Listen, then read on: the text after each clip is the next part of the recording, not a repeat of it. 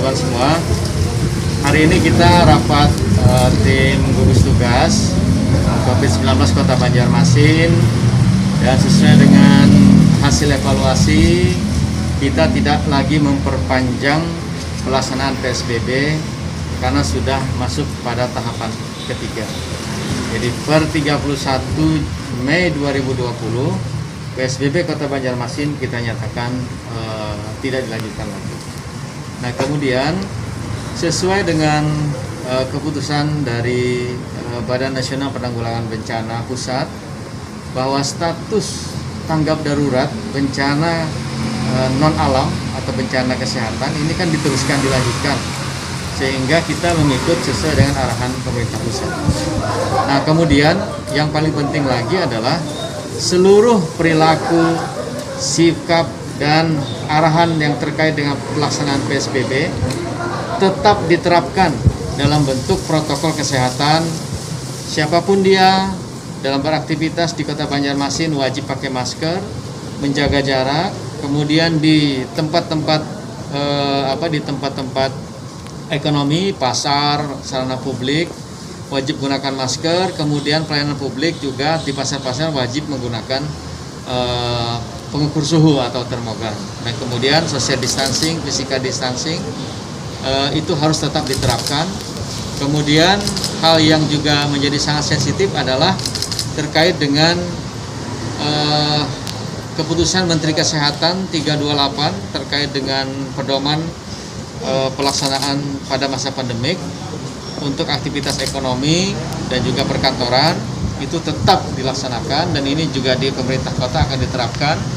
Kemudian lagi terkait dengan rumah ibadah, nah sesuai dengan arahan pemerintah pusat terkait dengan pasca PSBB, kami tidak menyebutnya sebagai normal baru dan juga tidak menyebutnya sebagai new normal, tetapi kondisi tanggap darurat pasca PSBB tetap menerapkan protokol kesehatan.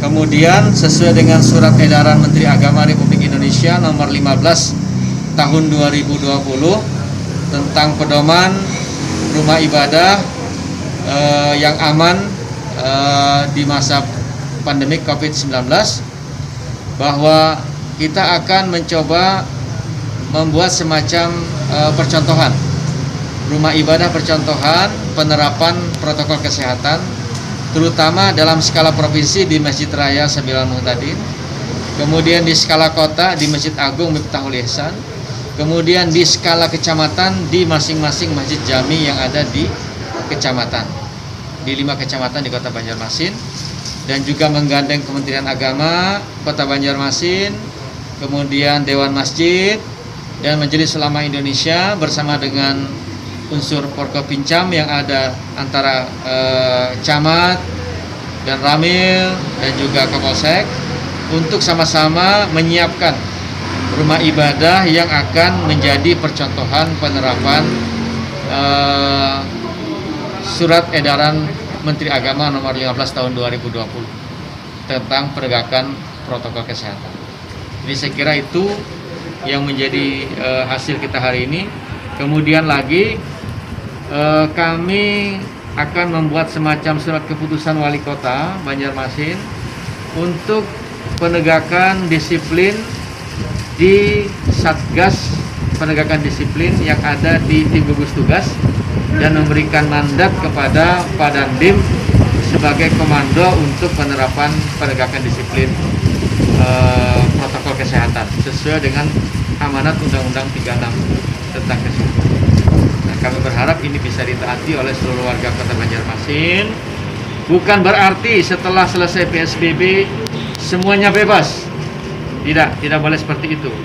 Karena ada ancaman bahwa grafik penyebaran COVID dan yang case confirm positif itu masih cukup tinggi di Kota Banjarmasin. Belum ada indikasi melandai, sehingga kemudian kita tidak memenuhi persyaratan sebetulnya untuk penerapan yang sebagaimana arahan Presiden terkait dengan new normal.